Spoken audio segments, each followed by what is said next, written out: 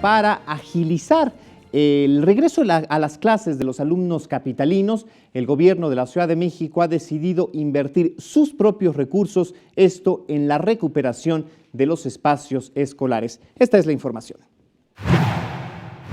Con recursos propios de la Ciudad de México, se iniciarán los trabajos de rehabilitación en 422 bardas de escuelas públicas de educación básica que fueron dañadas por el sismo del 19 de septiembre.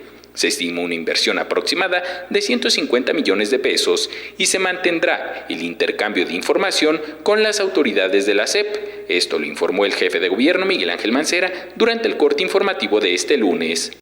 Vamos a atender de inmediato estas bardas, porque de otra manera, si esperamos otra partida o esperamos un reforzamiento, vamos a tardar más. Entonces la instrucción ha sido para que AGU se apegue a estas bardas. Mancera Espinosa detalló que los recursos saldrán del Fondo de Reconstrucción con el que cuenta la capital del país, ya que no se puede seguir esperando a que la Federación libere los recursos, porque aún hay estudiantes que no regresan a clases por falta de garantías en las bardas de sus escuelas.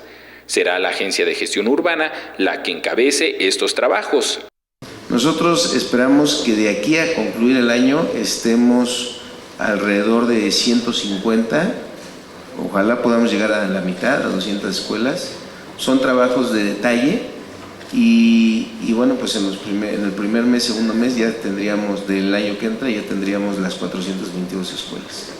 Cabe señalar que las escuelas a intervenir son aquellas que no presentaron un daño estructural mayor, ya que esas están siendo intervenidas desde la SEP, pero los planteles que tienen bardas dañadas y que son principalmente de las delegaciones Xochimilco, Tláhuac e Iztapalapa son las que serán intervenidas por el gobierno central. Con imágenes de Liber Rodríguez, Enrique Muñiz, 21 Noticias.